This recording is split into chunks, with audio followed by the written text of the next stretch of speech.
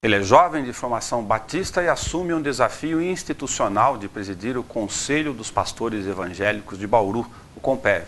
No ramo de evangelização, o desafio de congregar filosofias diferentes em torno de uma única causa, a questão de Jesus, de Deus aqui na Terra. Está conosco no estúdio da TV Câmara para falar dessas relações institucionais e das relações de fé entre as pessoas, Robson Aparecido da Silva. Robson, parabéns pela escolha, o desafio é tal qual o tamanho da missão. E ia começar com você sobre essa relação. Você me contava aqui, antes da gente gravar, que são 30 pastores relacionados no CONPEV com as denominações talvez mais tradicionais do ponto de vista histórico e da atuação da igreja, como os batistas, os presbiterianos. Onde estão os outros pastores desse rebanho? A história do conselho é uma história com mais de 20 anos. A gente pega já um conselho com uma longa data de experiência. O problema é que, ao longo dos anos, as pessoas foram perdendo a referência do conselho de pastores. Então, eu creio que já houve números maiores de pessoas, mas por não ver mudança, por não ver a questão do conflito de ideias e não saberem trabalhar com essas ideias diferentes, porque a gente precisa entender que a unidade, ela parte do princípio da diversidade. Ou seja, você só pode ser um com alguém se você for diferente dele. Eu acho que ao longo do tempo foram perdendo esse conceito, foram tentando se juntar pessoas iguais, que tivessem o mesmo pensamento, pensassem da mesma maneira, e talvez isso foi afastando pessoas. Então acho que o grande desafio nosso hoje, assumindo a presidência do conselho, é saber trabalhar com essas ideias diferentes e poder juntar novamente esse grande número de pastores que existe em Bauru hoje, uma estimativa de mais de 1000 igrejas na nossa cidade. Então, existe pastores aí que precisam estar conosco. A partir dessas divergências, ou enfim, de tentativas de aglomeração ao longo do tempo, dessas diferentes filosofias ou dos grupos dos iguais, surgiram outros conselhos. Exatamente. Então, o que acontece? Aparece uma ideia diferente e um grupo que aceita aquela ideia. Se, de certa forma, você não me aceita, então eu vou me unir com um grupo de pessoas que me aceitam, né? Isso vai criando essas divisões que, para a gente, não há positividade nisso. Do ponto de vista da fé, da origem, da essência da relação de evangelizar, me parece que mesmo que a gente converse aqui com todas as outras denominações, a gente conseguiria achar um elo em comum, que é a questão da essência da relação com Deus aqui na Terra. De outro lado, vocês têm questões institucionais. Quais ou qual questão institucional você acha que acaba conseguindo unificar ações de vocês? A gente poderia citar uma bem básica e simples, que seria a parte social da igreja. Eu acho que toda igreja, ela tem a sua ação social, seja aquela pequena no bairro, que distribui uma cesta básica, como a grande, que tem um potencial de evangelizar uma grande favela da cidade. Então, se a gente parasse para olhar para aquilo que nos une, a gente pararia de se dividir. Então, a parte social da igreja seria uma das grandes outras que uniriam as igrejas, os pastores, e a cidade seria impactada com aquilo que a igreja poderia oferecer. A relação do que o CONPEV pensa ou deve agir do ponto de vista institucional como o que é a nossa cidade, ou o que nós queremos da nossa cidade, seria um outro elo? Sim. Complementar? Eu penso assim, o conselho, ele sempre pensa numa cidade transformada, mais justa, mais limpa, pensando nos jovens, uma cidade onde o cidadão, crente e não crente, ele teria prazer de viver. A nossa visão não é uma visão para transformar a cidade numa cidade evangélica, mas é dar à cidade uma transformação, que o crente e o não crente vai viver bem. Nós estamos falando dessa relação institucional entre as diferentes denominações. Você cita um número bastante significativo, mais de 1000 pastores evangélicos, temos 4 conselhos, você tem 30 relacionados hoje com a questão do CONPEV e esse desafio de congregar em torno de causas comuns positivas, como você diz. E do ponto de vista das outras relações de fé, de forma das outras questões que me foge a expressão agora, mas eu digo, os evangélicos das diferentes denominações, os católicos, aquelas outras ações religiosas que acreditam no mesmo Deus. A gente precisa partir de um princípio assim. Quando a gente fala de fé, a gente tem pilares, fundamentos. Eu me lembro de, se eu não me engano, o ano retrasado, eu tive participando aqui na Câmara mesmo da campanha, do lançamento da campanha da Fraternidade. Naquele ano, estava lançando uma campanha sobre a família. E naquele mesmo ano, a Marcha para Jesus era sobre família. Então, existem causas em que nós temos um pilar, o mesmo valor, o mesmo princípio. E eu não vejo problema nenhum em que essas causas em que nós temos em comum, a gente possa falar a mesma língua estando junto. A minha expressão é a visão ecumênica, que me fugiu a expressão agora. A gente tem hoje no Conselho de Pastores, inclusive, um pastor que é da diretoria do Conselho Ecumênico da cidade, que frequenta o Conselho de Pastores. Você é bastante jovem e, como jovem, se relaciona, apesar de já ser pai, também ser filho, com as relações mais próximas da sua geração. Lá fora, do ponto de vista não generalizado, mas você bem sabe quando bate a porta da tua igreja, da tua denominação, enfim, e quando a gente olha um pouquinho para a rua fora do nosso individualismo, da grande dificuldade de convivência dos jovens. Que questões nós estamos colocando aqui também como desafio, cada qual como cidadão, você como pastor, eu como jornalista, enfim, do ponto de vista social, coletivo? Disciplina, valores ou outras questões? Nós estamos vivendo um tempo hoje muito importante. A gente precisa se preocupar com o tempo que a gente está vivendo hoje. Eu digo se preocupar por quê? Porque sempre existiram princípios que nortearam e colocaram limites na sociedade.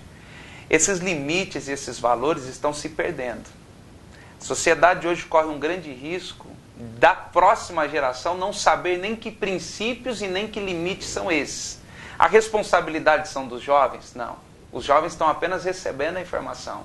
A responsabilidade está sobre aqueles que têm o princípio na mão, os valores na mão, e que de alguma forma não têm conseguido transmitir para essa geração agora os valores que um dia a gente viveu.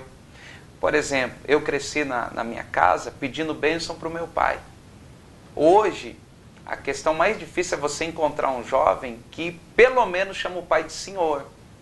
Porque vai se perdendo valores. E alguns vão olhar, mas isso não é importante, não é questão de ser importante. Não é questão de tradicionalismo. É valor, é princípio. São questões da pessoa olhar para a família e ver um ambiente onde ela tem prazer de estar. E não a hora de completar 18 anos para sair de casa logo, para querer ter a sua independência. Então esse jovem que cresce hoje querendo a independência, ele não tem estrutura nenhuma para viver essa independência lá fora. É o jovem que vai cair na droga, é o jovem que vai cair no alcoolismo, que de certa forma vai cair na prostituição, porque ele não tem estrutura nenhuma para viver a vida. E ele vai acabar gerando problemas, que são os problemas que a sociedade não tem mais controle hoje. Dizer que a gente tem controle sobre o alcoolismo seria uma grande mentira. Dizer que a gente tem a questão da drogadição sob controle seria uma grande mentira. E se a gente for pegar, a gente vai ver que o jovem iniciou por causa de falta de estrutura familiar. Dentro do seio da família começa a sua relação, em relação a essa questão da sustentação desses pilares de valores e princípios, e a sociedade depois. Ela vive um momento de exacerbação individual, onde a correria, o consumismo, qualquer outro patamar que a gente possa colocar aqui para o nosso bate-papo, fica evidente em boa parte das relações o eu acima do coletivo. Exatamente. Eu acho que nunca se falou tanto em uma sociedade consumista como hoje. Hoje se corre muito para ter coisas e não para ser alguém. É diferente, né? Quando a gente fala, olha, eu estou investindo para ser alguém, ou eu estou investindo para ter algo. Então, ao mesmo tempo que se consome muito, deixa de lado alguns valores, porque o pai tem que trabalhar mais para dar uma boa vida para o filho. Mas o filho que tem uma boa vida tem a ausência do pai. Então, o que é mais importante, o presente ou a presença do pai? Então, o pai educa o filho não com a presença dele, ele educa o filho com o presente que ele dá.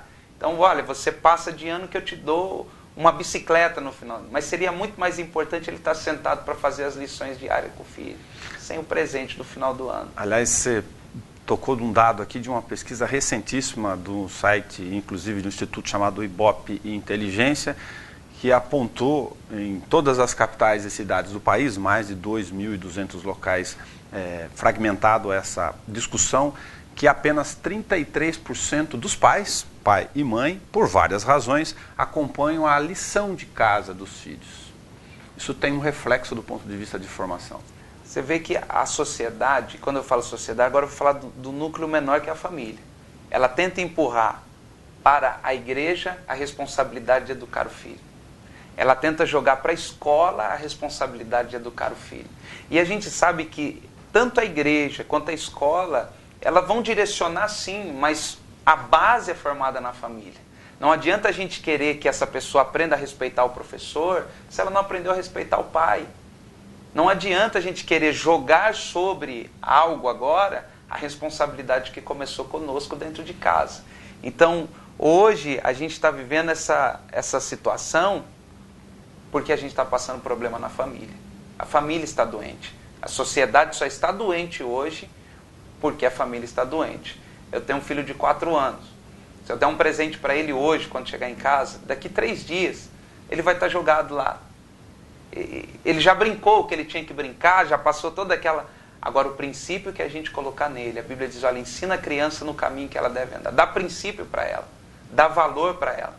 Porque quando ela crescer, ela não vai se desviar, ela não vai esquecer disso. Tem coisa que a minha mãe falava para mim, a minha mãe é falecida há 1 ano, e ela falava para mim, hoje ela não está aqui, mas aquilo que ela construiu, aquilo que ela falou, eu carrego, está guardado. Aquilo que talvez ela deu para mim, já se perdeu, hoje talvez nem tenho mais, mas aquilo que ela conseguiu inserir dentro do meu caráter, isso a gente carrega. Vamos continuar falando dos jovens, até para a sua geração, e olhar para essa fase de transição que a gente conversava aqui. O jovem está bastante disperso com essas relações de conteúdo e de vida. Aliás, ele também não para, ou seja, pelos mecanismos tecnológicos, ou por essa enorme distância da relação fraterna, sensível, sensorial até e psicológica com os seus pais.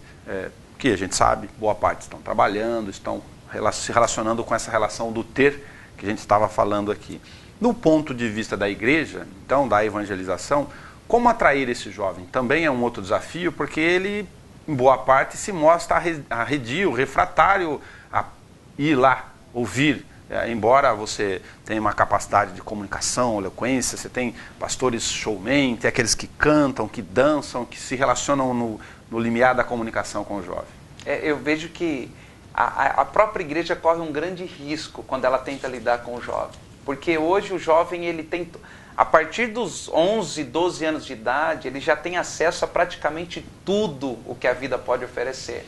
Quando a igreja tenta, de alguma forma, competir com tudo isso, ela corre o risco de se tornar igual.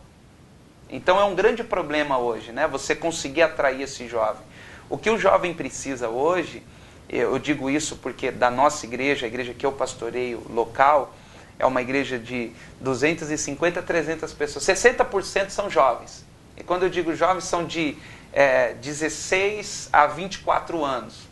Essa igreja que é 60% jovem, a gente conseguiu desenvolver um trabalho onde a gente tem uma casa de recuperação, que quem cuida são os jovens. Mas é interessante que a casa de recuperação, o público nosso é o mais idoso. Então nós temos jovens de 16 a 24 anos cuidando hoje de uma casa de recuperação, onde a idade mínima é de 35 a 55 anos. Nós temos uma geração nova cuidando de uma geração mais velha. Eu creio que não é você se tornar igual para atrair o jovem. É você mostrar o princípio para ele. É você ensinar para ele o que tem valor. Eles estão querendo aprender. Eu digo isso por ser hoje alguém dentro disso. Eles estão querendo aprender, eles não sabem como. Apesar desses vetores todos consumistas e tecnológicos que estão sendo flertados com o jovem o tempo inteiro, você acha que eles demonstram para você na relação do dia a dia, que estão dispostos a ouvir um pouco? O que acontece hoje? Por que está tendo um grande número de jovens entrando na droga? Não é porque ele quer entrar, é porque ele não conhece. É porque ele não sabe, ele não tem informação. Alguns podem dizer assim, mas essa informação tem chego na escola. Talvez na escola, mas não em casa. Talvez no núcleo menor, onde ele precisaria ter, ele não tem a informação correta. E quando chega para ele na escola, sabe como chega? Isso é bom. Isso aqui é o que a gente usa para curtir a noite. Então a informação chega deturpada. Quando ele vai descobrir que aquilo é mal, ele já perdeu a família, ele já está na rua e a sociedade já não olha mais para ele. Então a gente está lidando hoje com essa geração de jovens que, apesar de inúmeros meios de informação, ele não possui a informação correta. Se a gente volta nesse caso para todas as vertentes, para a questão dos princípios lá no pilar da essência da família, que se a gente rever essa relação de papel de pais e filhos e de princípios, estaremos no tempo e com as outras questões sociais mais aptos a deixar o filho exposto ao mundo depois? Sem dúvida nenhuma. Por exemplo, o filho que observa o pai e a mãe dele se relacionando numa atitude de amor, uma atitude onde o homem ama a esposa e tem aquela relação boa de casamento, quando ele se deparar com o sexo que a internet produz para ele, ele vai dizer, não é isso que o meu pai e a minha mãe mostrou para mim. De alguma forma, ele vai ter um princípio dentro dele que vai ser aquele agente dizendo, olha, não é isso que você está vendo. Existe um padrão diferente. Apesar de estar recebendo essa informação, existe uma diferente. Então, quando esse jovem sai com o princípio de dentro de casa, é um jovem que, sem dúvida nenhuma, ele está mais capacitado para lidar com esse mundo atual que a gente está vivendo. Temos dois vetores aí. Um de se fazer ouvir e conversar com igualdade de condições para ser ouvido e falar com esse jovem. E, de outro lado, porque não podemos perder o rebanho, utilizando uma expressão mais religiosa, conversar com esses pais, saber que eles também possam redescobrir esses caminhos, corrigir atalhos, se for o caso. Exatamente. Eu acho que o grande problema nosso não é lidar com o jovem em si. Olha, vamos desenvolver um trabalho para a gente conseguir trabalhar com esses jovens. Não é só isso. É trabalhar com esses pais também. Se a gente não trabalhar com os pais, que são aqueles que estão deixando o legado, eles vão deixar alguma coisa, bom ou ruim, eles vão deixar alguma coisa. E o que eles vão deixar é o que nos preocupa. É o que me preocupa como pessoa. Porque eu vou assumir um legado de uma sociedade amanhã. O meu filho vai assumir o legado da nossa geração. E o que a gente vai deixar para eles? E o que você pensa do ponto de vista até institucional do papel do Estado, como em todas as suas vertentes neste caso, Robson? A gente vê os dados, a gente estava falando de um dado preocupante aqui, de relação do primeiro emprego, a reincidência na droga, a reincidência nas questões penais do sistema penitenciário. Por qualquer viés que a gente olhe, esses dados estão sendo cada vez mais ampliados do ponto de vista de alarme. Sim, eu vejo assim, eu acho que o Estado, o governo, ele não poderia ter o direito de interferir na família. Eu acho que isso está entrando de uma maneira muito forte. Por exemplo, vou citar um exemplo, a lei da palmada. Eu tomei umas palmadas e achei importante tomar algumas palmadas. A gente não está falando de espancamento, eu acho que isso tem que ficar muito bem claro. Claro. A questão do pai que espanca o filho e do pai que corrige o filho. Quando, de certa forma, o Estado entrou nisso, ele tirou o senso, o limite do jovem. Não que o limite seja a correção, a agressão. Mas isso, de certa forma, se a gente for pegar uma geração mais antiga, a gente vai ver uma geração que cresceu com a varinha.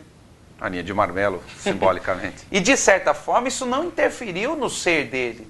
Eu tenho certeza que muitos podem chegar e dizer, olha, se não fosse a varinha da minha mãe e do meu pai, eu teria seguido um rumo diferente. Ou seja, muitos casos em que isso foi... Alguns podem levantar e dizer, olha, mas teve os casos de agressões, isso são as exceções. A gente não pode ter isso como regra. Isso são as exceções. Os espancamentos, as agressões do pai para o filho, isso são as exceções, mas as correções são necessárias. Porque depois, amanhã, ele vai lidar com regras lá fora. E sabe o que a regra vai fazer quando ele for punido? Vai colocar ele num sistema carcerário que não tem estrutura nenhuma. Ou seja, ele não tem dentro de casa e ele vai receber isso dentro de um sistema carcerário que não dá para ele estrutura nenhuma. Eu conversava com professores, a gente recorrentemente fala com professores sobre as dificuldades mais latentes no ensino médio da questão de princípio, lazer, respeito dentro da sala de aula. E a gente fica sempre se perguntando qual a razão dessas revoltas, dos casos de disciplina, do menino já ir lá e cuspir na casa do professor, falar barbaridades, agredir quando são os casos, né? Além da forma dele de conviver com o mundo. A maior parcela deles, daqueles que têm discernimento, dos professores, e são muitos, disseram, olha, eles não têm referências de afeto em casa. Esse é o grande problema. O grande problema está na família. Eu acho que se a gente passar a olhar para a família de uma forma diferente, ao invés da gente tentar tirar o direito da família, a gente acompanhar essa família de uma outra forma, a gente vai ter jovens curados, sadios, com um psicológico e um emocional totalmente estabilizado, porque a nossa geração é uma geração que não tem equilíbrio emocional nenhum. Mas por quê? Por falta de afeto, por falta de presença, por falta de princípios. É um jovem que cresce sozinho. Quem está ensinando nossos jovens hoje é a televisão e a internet. A educação hoje, dessa geração, é uma geração que está sendo transmitida por TV e internet. Ninguém mais diz assim, eu quero ser como meu pai. Isso passou. Vamos ser honestos, para aproveitar que a gente está gravando aqui no ambiente de final de ano e Natal e tocar em uma outra relação de ferida de questão de essência humana. Nós estamos muito correndo atrás da preparação da festa, da comilança, não que a reunião, o espírito de confraternização não seja importante, dos presentes, da troca de presentes, sem olhar a questão espiritual. Eu acho que eu ouvi uma declaração uma vez que é assim, chegando principalmente na festa de final de ano, é fazer uma festa sem o convidado principal, né? Não tem como a gente falar, nós vamos celebrar o Natal, mas qual é a essência do Natal? É o presente que a gente põe na árvore para o filho pegar?